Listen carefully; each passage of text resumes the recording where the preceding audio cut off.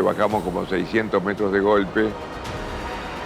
Frío, ruido, caos absoluto. Ese sonido del momento del impacto, y yo me morí.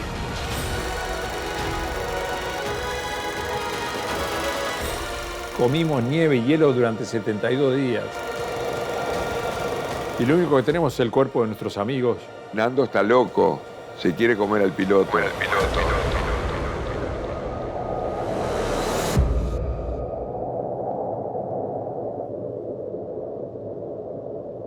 Él se acuerda perfectamente del accidente porque estuvo consciente. Bueno, yo llegué a TVN en el año 69, cuando estaban haciendo Televisión Nacional, y yo en ese tiempo todavía estaba en la Universidad de Chile terminando mi carrera de periodismo. Este era el segundo año que yo estaba en TVN, después de haber salido de la universidad. Y era además el sueño de mi vida trabajar en una empresa como Televisión Nacional, en una empresa pública. Yo hacía de todo, porque ya en ese tiempo a mí me gustaba andar en las regiones también. Yo fui el primer periodista que fue, por ejemplo, de Televisión Nacional de Chile a Chillán. Por aquí tenemos al arriero, a este chilenazo. Yo creo que la noticia del rescate y de la sobrevivencia ha sido la noticia más importante que ha surgido en Chile. Los sobrevivientes que ahora va a partir a Uruguay. Este caso me cambia la vida para siempre. Tenemos la carta entregada por un posible sobreviviente uruguayo. Podemos leer cuándo vienen. Y por el otro, dice textualmente: vengo de un avión que cayó en las montañas.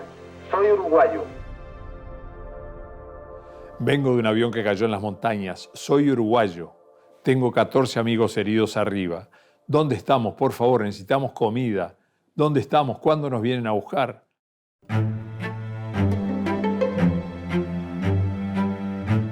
Esta es la primera entrevista que doy en 10 años. En 10 años para televisión. Me llaman de todo el mundo ahora. La tragedia y milagro de los Andes no se entienden sin Fernando Parrado, el sobreviviente que guió hace 50 años a sus compañeros hacia un rescate impensado entre lágrimas y volcanes. En una exclusiva mundial para la televisión, Nando revive junto a TVN la mayor proeza de sobrevivencia aérea de la que se tiene registro.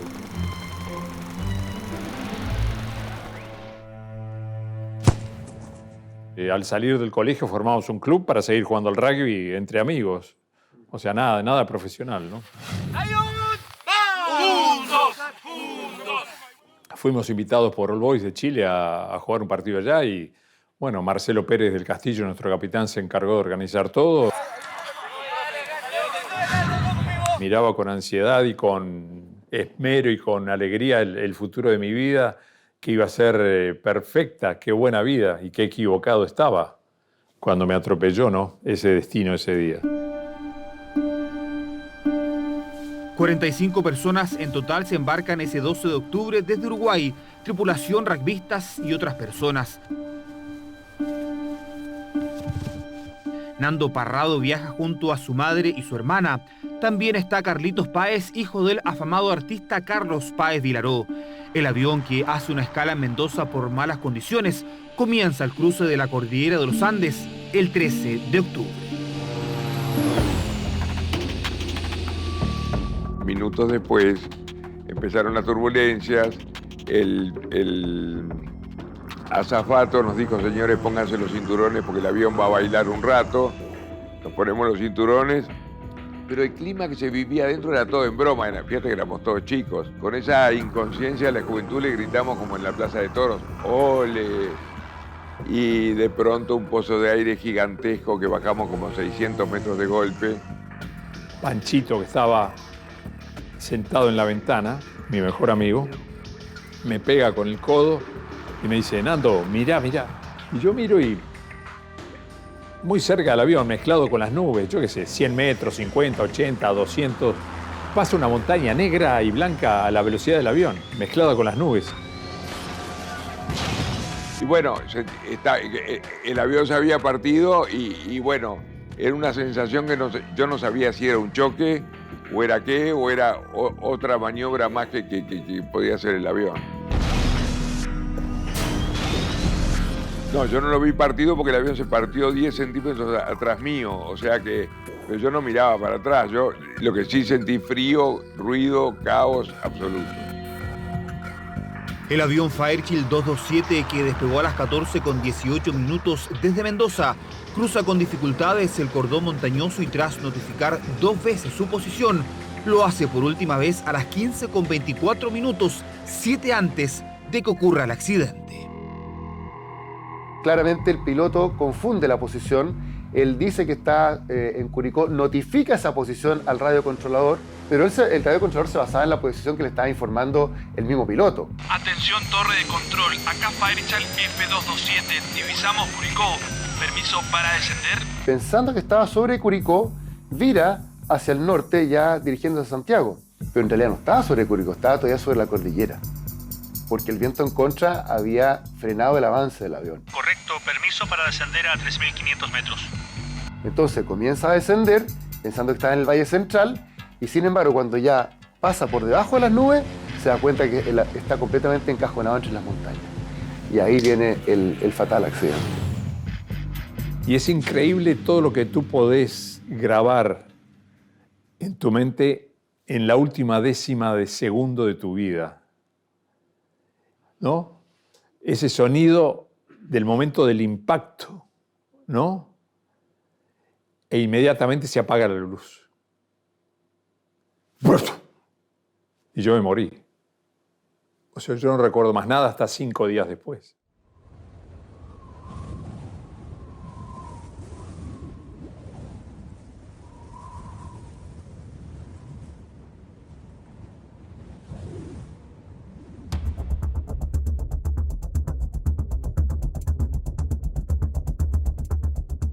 Uno, claro, no solo lamentaba que haya ocurrido esa tragedia, la muerte, pensaba uno de tantas personas, sino que también uno se quedaba,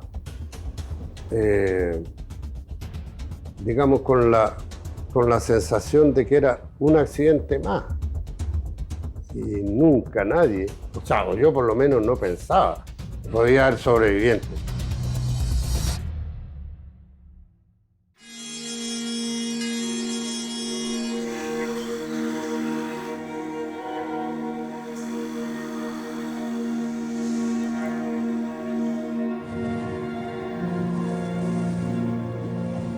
En esa confusión de los primeros 2, 3 días, el que no se mueve está muerto. Tuve casi 5 días, 4 días y medio en coma, inconsciente, con heridas no sobrevivibles de ninguna manera.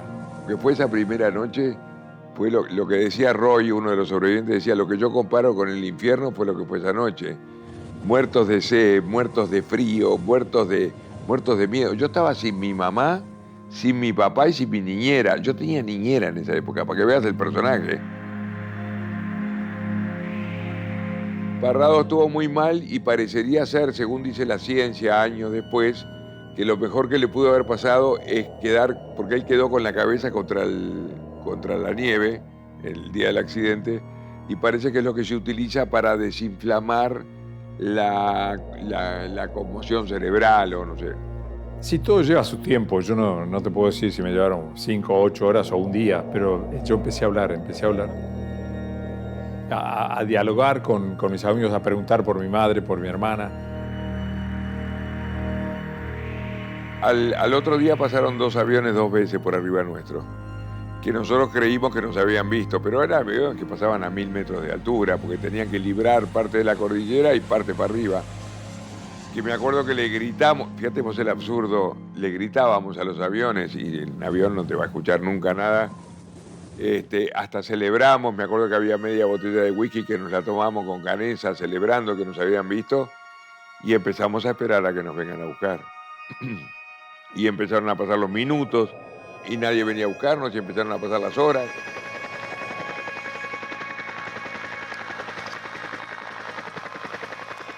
Tenía 23 años.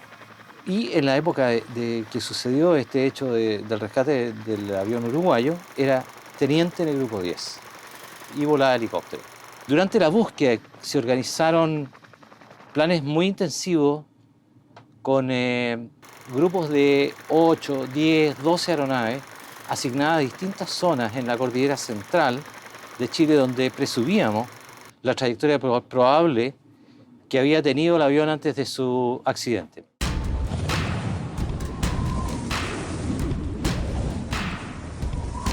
El comandante estaba muerto, el copiloto muriéndose, y lo único que decía el copiloto es: pasamos Curicó, pasamos Curicó, pasamos Curicó.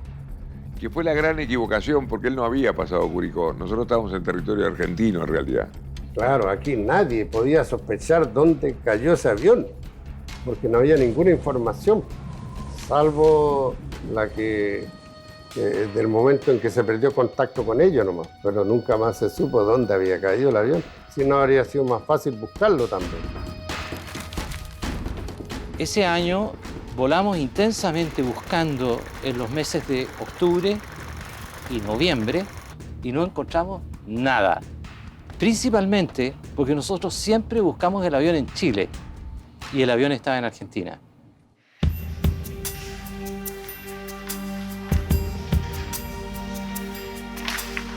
La prensa nacional da una amplia cobertura al accidente. Los restos del avión y los posibles sobrevivientes dejan de ser buscados oficialmente tras 142 horas de sobrevuelo. Es el día 10 de la tragedia. Escuchábamos la radio a ver si captábamos alguna noticia por dónde venía el rescate. Y llega el día 10 de nuestra historia, que para mí es donde sucede la peor noticia que te puedas imaginar, pero que nosotros la convertimos en oportunidad. Gustavo Nicolich, que era el que escuchaba la radio, que la tenía que escuchar de afuera, del fuselaje, entró en el avión y me dijo: Carlitos, tengo una buena noticia para darte. Y yo le digo: ¿qué pasó? Me dice: acabo de escuchar una radio chilena donde el locutor dijo que dieron por finalizada la búsqueda del avión uruguayo y van a venir a buscar los restos nuestros en febrero cuando vengan los deshielos. Y yo le dije: pero ¿cómo buena noticia, hijo de puta? Lo quería matar, imagínate.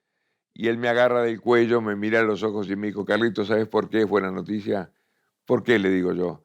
Porque ahora dependemos de nosotros y no de los de afuera. Es un día definitivo, ¿no? Que a mí me marcó mucho. Entré en pánico. En ese momento entro en pánico y me acuerdo de algo que mi padre me decía, que el pánico te mata y el miedo te salva. El pánico no te deja pensar.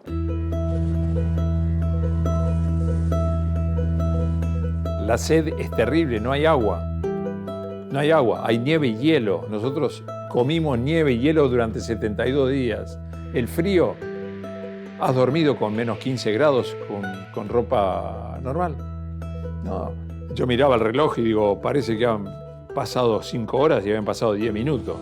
Porque el cuerpo tiembla solo para lograr temperatura y estás abrazado con otro. Entonces el infierno a veces era un lugar cómodo comparado con eso. Para que tengas una idea, en 10 días quedamos 26 vivos, comimos una lata de mariscos que encontramos, o sea, una cucharadita cada uno.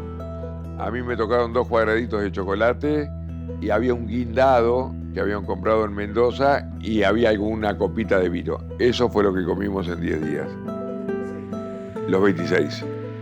Y intentábamos comer unos líquenes que aparecen en las rocas, que es lo más inmundo que había, y llevábamos muchos cigarrillos porque iban los el dueño de una tabacalera y hacíamos un té de tabaco que es lo más inmundo que he visto en mi vida. La noticia de que cesaron los intentos de rescate, sumado a la escasez de alimentos, lleva a los sobrevivientes a pensar una idea extrema que tomará más forma con el pasar de los días. Yo hablé con Carlitos, digo, no me acuerdo si fue el primero, el segundo o el cuarto, y digo: Carlitos, yo me quiero ir de acá. Tengo que esperar que llegue el verano. Para eso tenemos que comer. Le digo, y lo único que tenemos es el cuerpo de nuestros amigos y de los pasajeros. Pero yo no dije nada y me fui en esa expedición a buscar la cola y me quedo en una parte con Adolfo Strauch y le digo, mira, un acto de cobardía mío, le digo a Adolfo, Nando está loco, se quiere comer al piloto. Y Adolfo me dice, no, Carlitos, no está tan loco, yo con mis primos ya lo pensamos.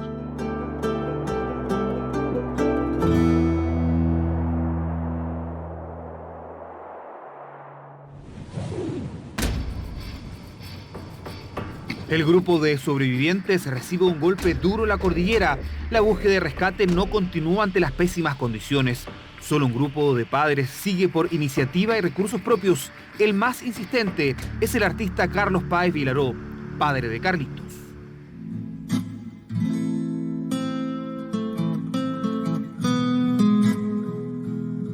Mi padre y China Zorrilla son los dos personajes más famosos que tuvo este país.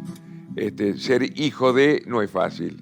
Súper querido, popular, era un tipo que todo lo conseguía. Siempre se quedó en la seguridad de que su hijo estaba vivo y él quería ir a la montaña, quería subir. ¿Cuánto tiempo estaban ustedes en Chile?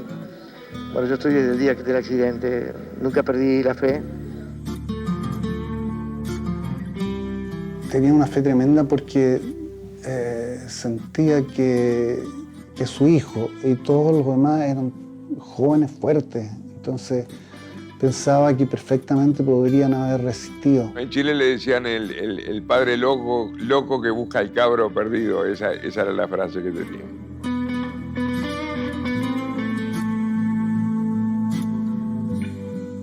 Y yo creo que él lo que pensaba también es que probablemente la antropofagia podría haber sido también un elemento que permitía que ellos sobrevivieran. Lo que comenzó como una idea radical se transforma en su única forma de sobrevivencia. En conjunto toma la decisión de alimentarse de sus compañeros y un pacto de nunca revelar de quiénes se trata. La primera cosa que hicimos fue un pacto solemne entre todos nosotros, que si alguno de nosotros moría quedaba a disposición de los demás. Y la segunda cosa que hicimos fue encomendarle a los estudiantes de medicina que habían asumido su rol de médicos que se ocuparan del asunto, y se ocuparon.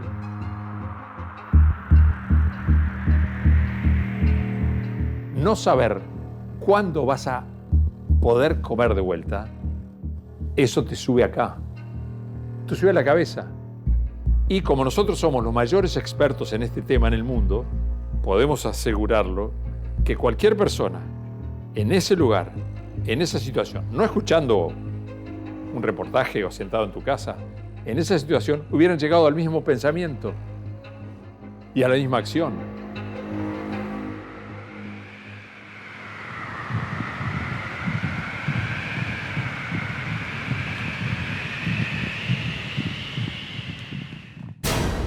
Para mí fue el peor día de la historia. No, yo sentí un ruido raro cuando miro hacia donde venía el ruido, que no sabía si era viento, trueno, una cosa rara. De repente, ¡guau!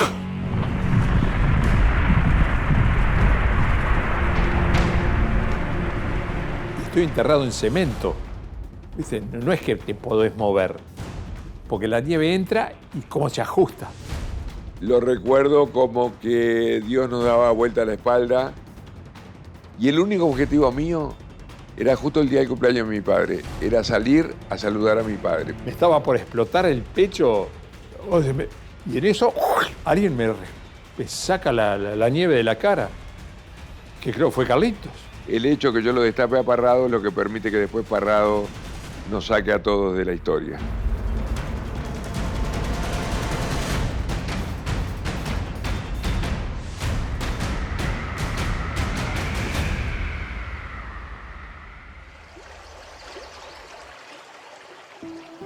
Mi nombre es Juan de la Cruz, Catalán Toro. Del accidente no recordamos tanto por la poca edad que yo tenía, pero sabíamos. Que mi papá fue una persona, digamos, para mí era honorable. Estábamos pronto a venirnos por el ganado para la cordillera cuando en un almuerzo dijo, nosotros lo vamos a encontrar en Santa Elena. no dijo si vivo, no dijo si muerto, nada.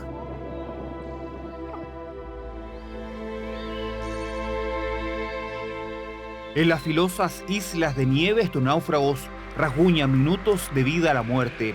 Tras el aluvión solo quedan 19 personas vivas. Reencontrarse con sus padres es el motor para los sobrevivientes, aún más para Nando, quien ve morir en las montañas a su madre, su hermana y su mejor amigo. Yo enterré el mismo día, yo los enterré con mis manos, a mi madre, a mi hermana, ¿no? A Panchito. Y lo tenés que hacer. En la guerra tenés que hacer cosas que no quisieras hacer. Yo tenía dos pensamientos cotidianos, dos que me taladraban la cabeza, dos. Uno, cómo me iba a morir. Y después, nunca voy a tener una familia. Nunca voy a tener una vida. Nunca voy a conocer una chica. Pero yo dije, yo no puedo sufrir, no puedo dedicarle en esta situación, en mi mente, en mi esfuerzo, el 80% a esto. Yo tengo que sobrevivir yo tengo que volver a mi padre, quiero volver, yo no me quiero morir.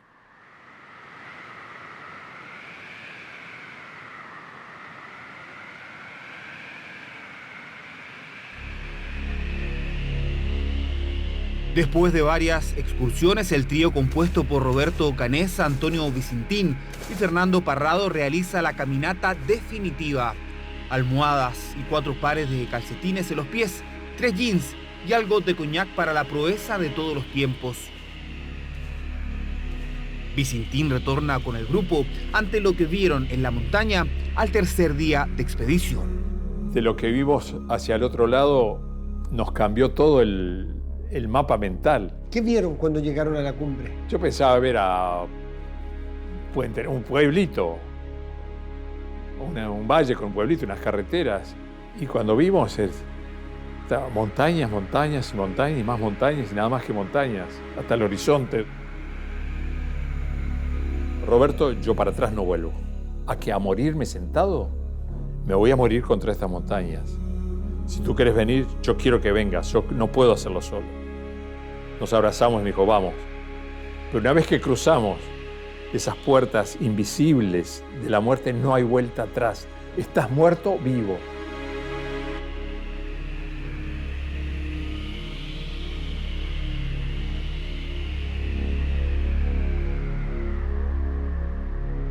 Tenía una energía, no sé, salida de dónde. Tal vez cada paso que yo daba quería estar más cerca de mi padre, de mi vida. Empujaba, y tal vez sin Roberto yo me hubiera quemado.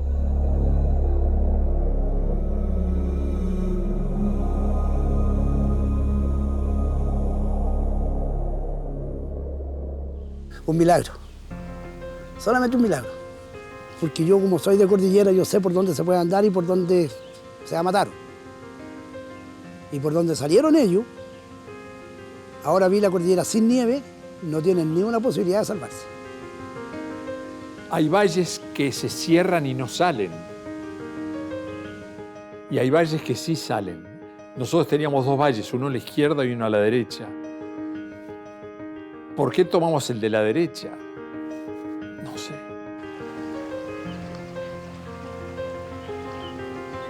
Roberto lo ve a Sergio Catalán antes que yo. Roberto está mirando hacia el norte, ¿no? Y yo estaba mirando hacia el sol, hacia el sur, hacia el oeste. Y él me dice, un hombre a caballo, allá abajo, porque había que bajar toda la ladera, estábamos en una montaña y un río allá abajo. Un hombre a caballo. Y ahí le entramos a gritar, y en el silencio majestuoso de los Andes, él para el caballo, ¿no?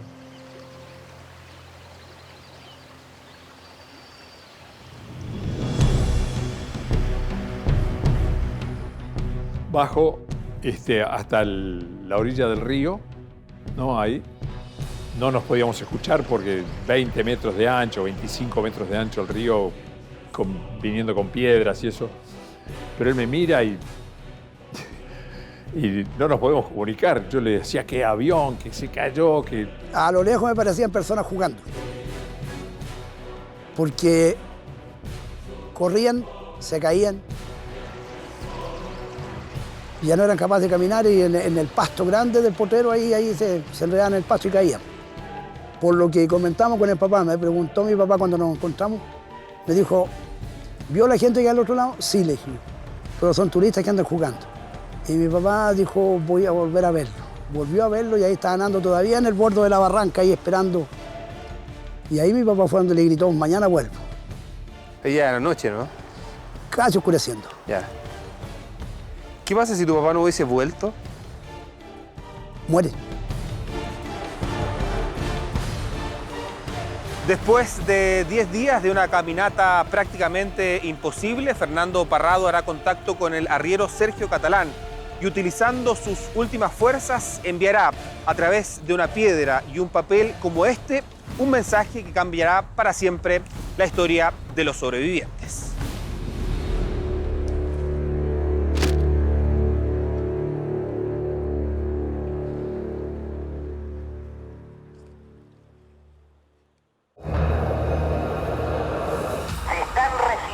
Informaciones oficiales.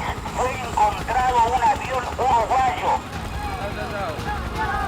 Yo partí inmediatamente para allá. Tenemos la carta entregada por un posible sobreviviente uruguayo. Vengo de un avión que cayó en las montañas. Tengo 14 amigos heridos arriba. ¿Dónde estamos? Por favor, necesitamos comida. En esta zona fue donde Nando se comió el pan. Que era el final de nuestro dolor, el final de nuestra angustia, el final de nuestro drama.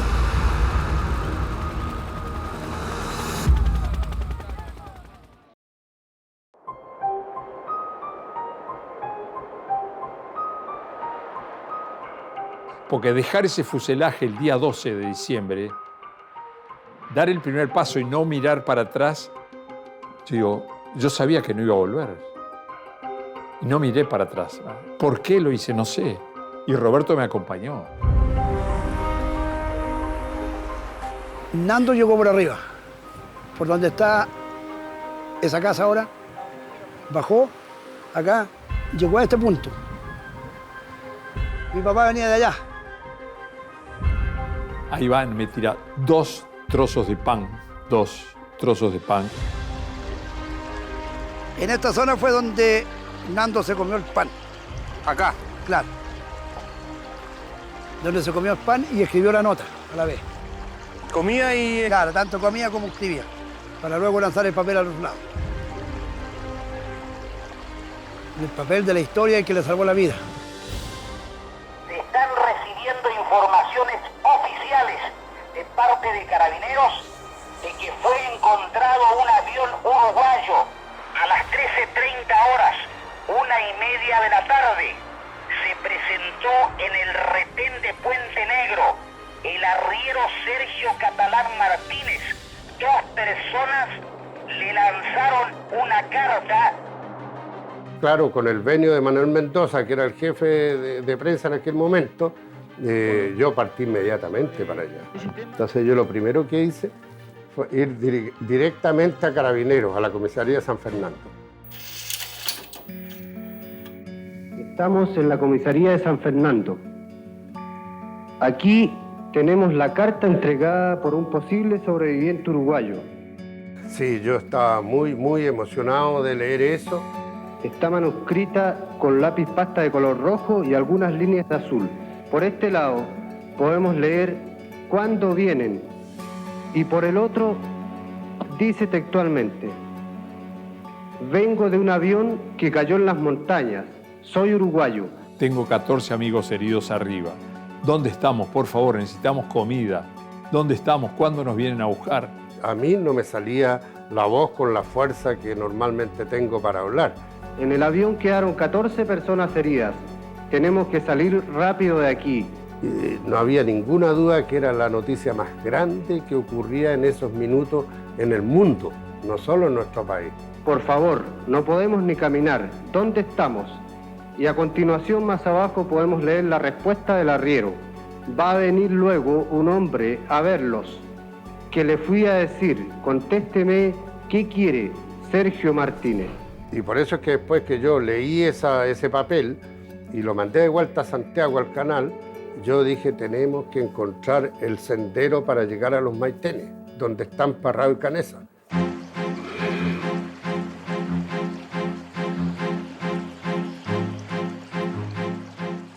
Ya cuando Catalán se fue, él le avisa a otro arriero de este lado del río que nos fuera a buscar. No pude dormir, ¿no? Creo que Roberto tampoco. Nos quedamos ahí en una especie de chocita que tenía este arriero. Un poquito de comida, hizo como un guisito ahí también que lo comimos. Aquí había una ranchita, estas elegantes para lo que había en ese tiempo, en realidad era en unos cuantos palos cubiertos de rama, y aquí estaban Parrado y Canesa terminando su última choca. Por favor, Fernando Parrado, cuéntanos cómo ocurrió el accidente. Bueno, yo del momento del accidente tengo un poco de amnesia porque estuve 3 días inconsciente luego del choque. Sé que agarramos unos pozos de aire y chocamos, un ala rozó una montaña y el avión se deslizó por la montaña hacia allá abajo después de perder las alas hasta quedar inmóvil en el medio de un valle. Y yo tengo total conciencia del momento del accidente porque solamente sufrí contusiones leves y heridas leves, nunca perdí la conciencia. ¿Cuántos familiares tienes tú? ¿Tienes más hermanos? Tenía a mi madre y a mi hermana que lamentablemente fallecieron en el avión y me queda otra hermana. Entonces yo le pregunto a Dios, ¿por qué murió mi madre, mi hermana Panchito, Guido, 17 años, mi hermana 18, llena de vida, quería vivir? ¿Por qué? ¿Está mejor contigo arriba? Hay un corte en la película, ahí pasó un rato, pues yo quedé muy impactado por esa respuesta, cómo todavía esos jóvenes tenían fuerza para seguir adelante. Cuéntenos cómo fue ese momento, ¿a dónde iba usted? Yo venía caminando, ella primero cuando yo los vi iba a juntar el ganado. Eran varios rollos de películas. Y esas películas, una vez que yo terminé la entrevista, ¿qué tengo que hacer? Tengo que irme inmediatamente a bajar la cordillera. Entonces yo andaba con una chaleca, algo parecido a esto, y me puse acá debajo todos los rollos de películas. Nosotros, TVN, era el canal el que estaba golpeando, era el que, como decimos en la jerga periodística, estaba dando el golpe periodístico. El milagro blanco de Navidad estremece al planeta. Televisión Nacional muestra las primeras imágenes de los sobrevivientes, secuencias que toman relevancia internacional y se repiten hasta estos días. A la misma hora que un joven Santiago Pavlovich se moviliza al hospital de San Fernando para reportear, Canesa y Parrado siguen arriba a los Maitenes y Carlitos, junto al resto de los atrapados, espera alguna noticia. 70 días es una bestialidad de tiempo, son 2 meses y medio, y tengo una especie de premonición.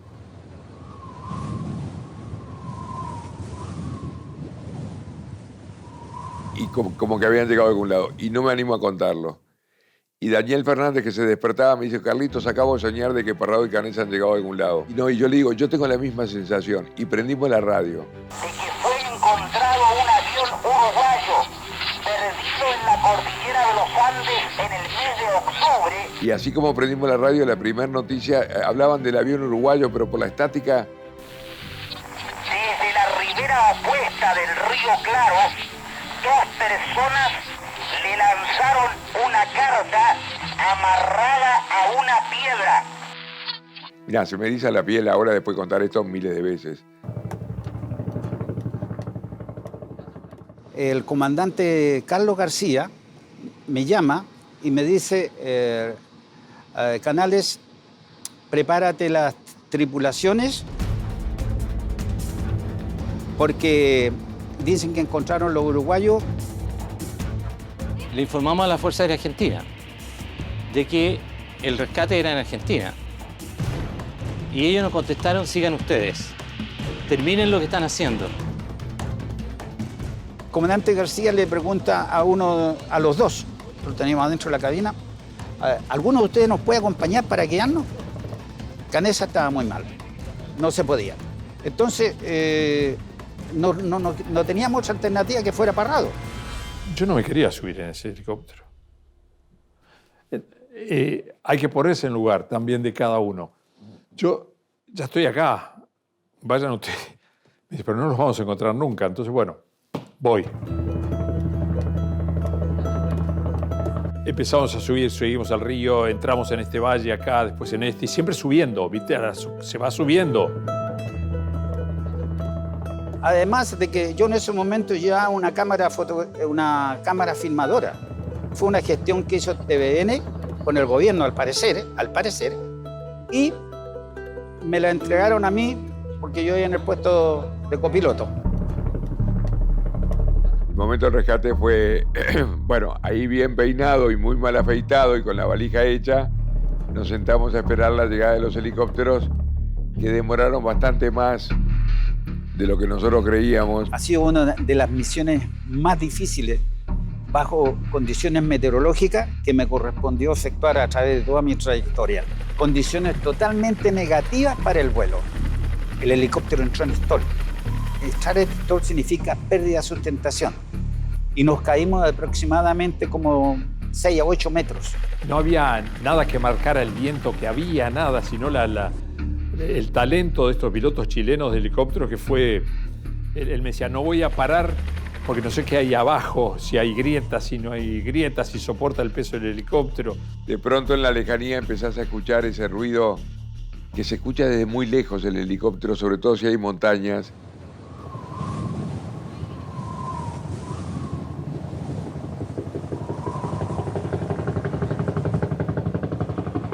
Que se empezaba a aproximar cada vez más hasta que de pronto irrumpieron en ese valle. Yo los veía como dos pájaros gigantescos, portadores de libertad. Debe haber sido alucinante para los pilotos vernos después de 70 días.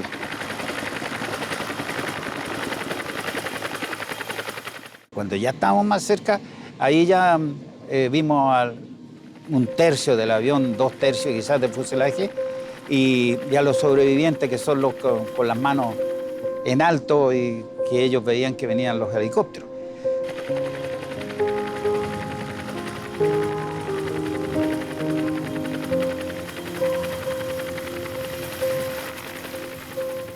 Y empiezan a bajar y de 4 o 5 metros de altura se descuelgan 3 personajes del Cuerpo de Socorro Andino chileno.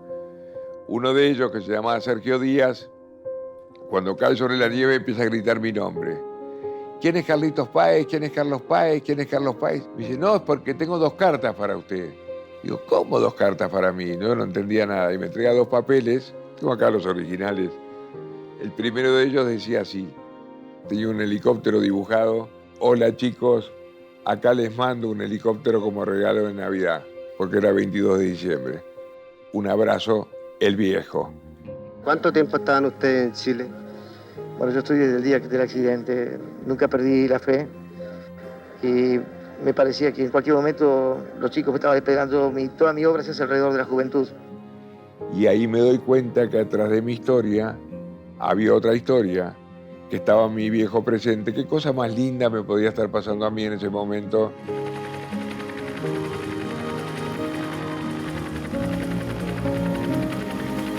Yo no había visto nunca antes en mi vida gente joven que se tirara al suelo llorando encima del pasto, porque el pasto y lo verde era el sinónimo de volver a vivir de nuevo. Que era el final de nuestro dolor, el final de nuestra angustia, el final de nuestro drama, pero era el principio de la libertad, era el regreso a casa.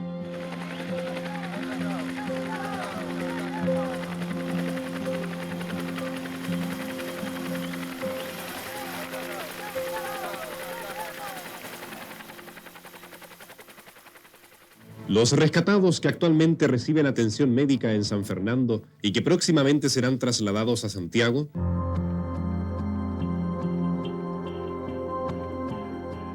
los facultativos, asombrados por la vitalidad de los sobrevivientes, no han encontrado una explicación lógica al increíble suceso que conmovió a Latinoamérica. Que cuando se supo que estaban vivos, el comentario era ¿cómo? Y realmente inmediatamente tú pensabas en la antropofagia, o sea que realmente habían tenido que recurrir a comerse a las personas que murieron en el accidente. Era la única manera de sobrevivir. Y el alimento que traían ellos era carne. ¿Humana? Sí. Obviamente que sí, porque si no hay supermercado, nada por arriba. ¿Pero tú la viste esa carne? La pierna de un blue jean la traían.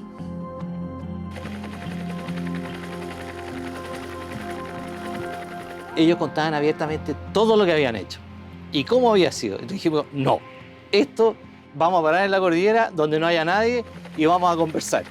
Antes de bajar, porque ustedes tienen que tomar conciencia de que esta información va a dar la vuelta al mundo y va a llegar a Montevideo, donde están las familias de todos los que, de los que sobrevivieron y los que no sobrevivieron. Ahí un periodista le pregunta a uno de los sobrevivientes si habían tenido que comerse a sus muertos. Y uno de los padres, digamos, de los sobrevivientes, se abalanza sobre el periodista y le dice, ¿cómo se le ocurre preguntar esto fuera de aquí? Y ahí lo paran a este hombre y los sobrevivientes le dicen, papá, cálmese porque ellos están preguntando lo que ocurrió.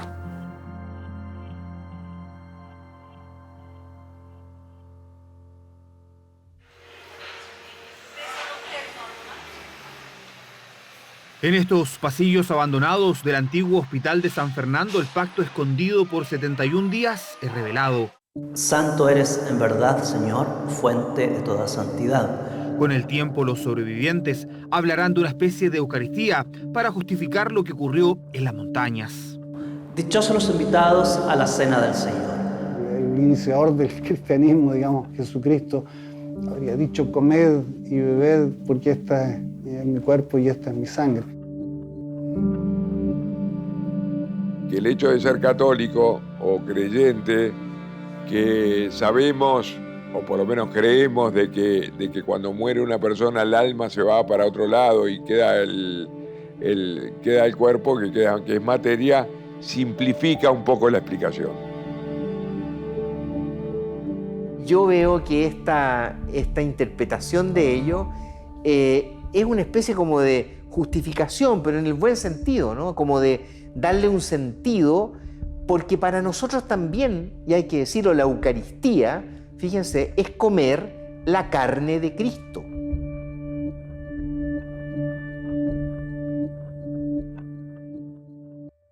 Los jóvenes uruguayos que aún permanecen en el país, 9 en total, acompañados de sus familiares, regresarán a su patria por vía aérea en las próximas horas. En la pantalla los vemos cuando celebraban la Navidad en suelo chileno. Sobre la explotación de la prensa, el ministro secretario general de Gobierno subrogante, Arsenio Pupán, entregó esta tarde una declaración pública en la que, primero, lamenta profundamente estas informaciones. En un diario se publicó que se había producido un canibalismo desatado y que Dios los perdone. Entonces una de las preguntas que yo hacía, porque en el fondo tratábamos de tener mucho tacto. Roberto Canessa, ¿cuál es tu opinión respecto de algunos problemas de tipo publicitario en nuestro país? ¿Estás amargado? Bueno, no, yo preveía todo eso y preveía que iba a pasar.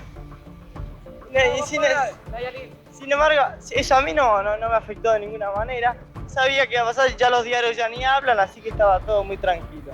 Quizás podría haber sido más directo en la pregunta porque ese era un tema central. ¿Cuál es su opinión respecto de algunos desbordes sensacionalistas de nuestra prensa o no quiere en todos los países existe. Pero la gente, el pueblo, el espíritu de un pueblo es el que importa y he visto cómo ha reaccionado. Roberto Canessa, arrebatado por los periodistas y firmando autógrafos para público chileno que se ha acercado hasta la losa de Pudahuel a despedir el avión LAN Boeing 727 que los llevará directamente a Montevideo. ¡Viva Uruguay y viva Chile!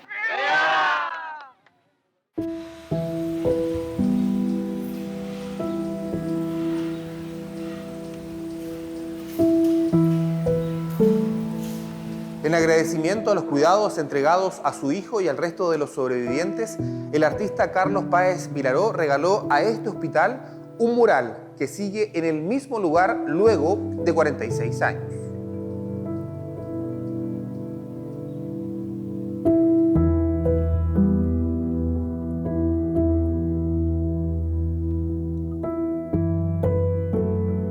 Creo que en esta búsqueda que se realizó, el gran triunfador no es todo el aparato de búsqueda, sino el pueblo chileno.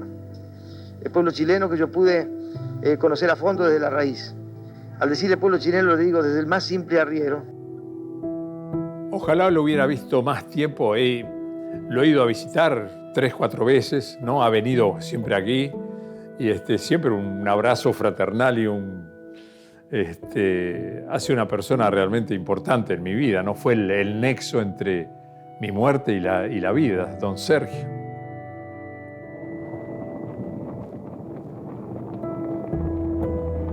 Ellos se sintieron después casi como parte de la familia Catalán. De hecho, le decían nuestro padre. La del sábado 13 de octubre de 2002 será una jornada de nostalgia y recuerdo imborrable. Hasta allí llegó a caballo con su parsimonia de siempre el viejo y noble arriero catalán. Me gusta y nos deja un buen recuerdo porque nosotros, a Dios gracias, somos todos más o menos cortados con la misma tijera, como se dice.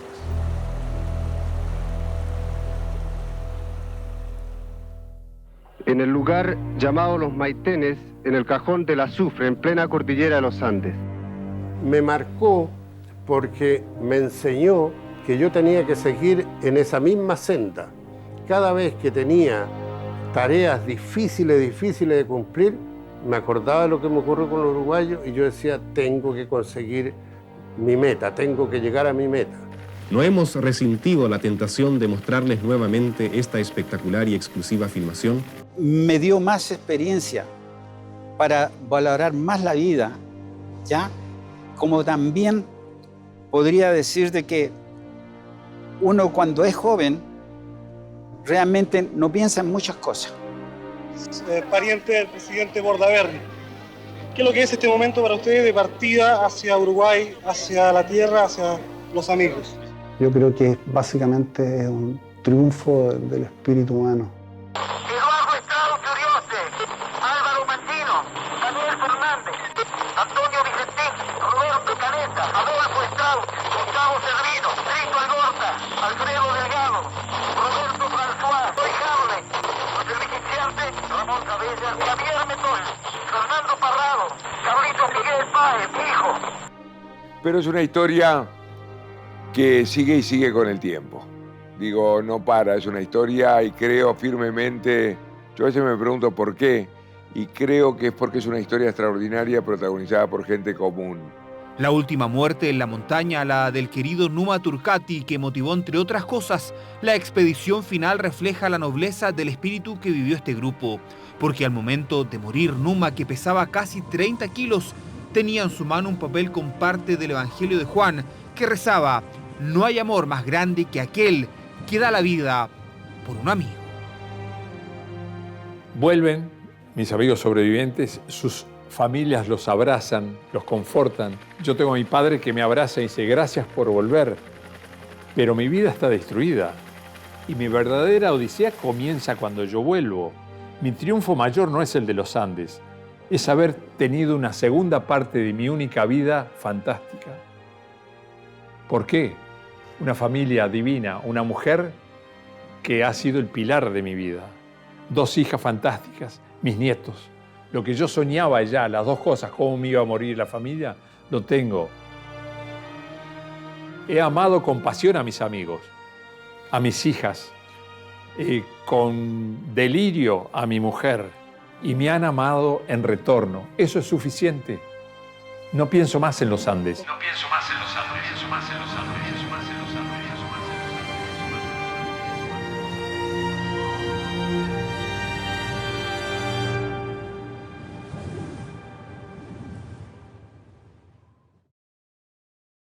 Sobre ese tema, No, sí, estamos no contestar. que nos evadíamos pensando en pasar Navidad con la familia. Sí, he vuelto, sí. 3 veces. Una vez volvimos 11 de los sobrevivientes, otra vez volví con Discovery Channel, que hizo un documental, y hace 3 o 4 años volví con 2 hijos y 4 nietos. Y fue duro.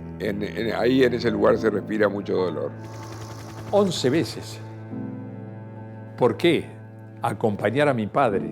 Mi padre fue 18 veces a poner flores en la tumba de mi madre y mi hermana en los Andes. Tratar de verlo de nuevo, ya que sé que en este momento me va a estar precisando y yo a él mucho, ¿no? Y después la última vez fui con mis hijas, que me dijeron, papá, queremos ir ahí, porque nosotros nacimos ahí.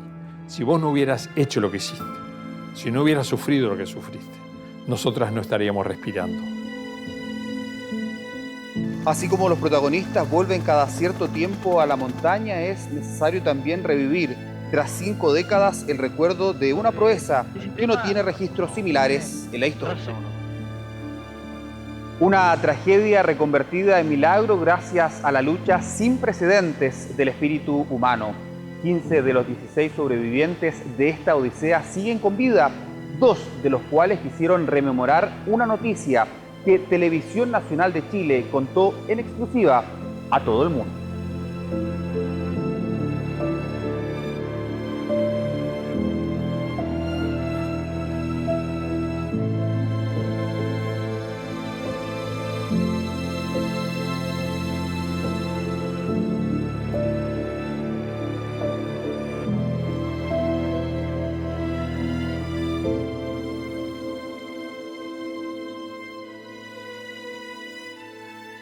Revive este documental en TVN Play, todo en un solo lugar.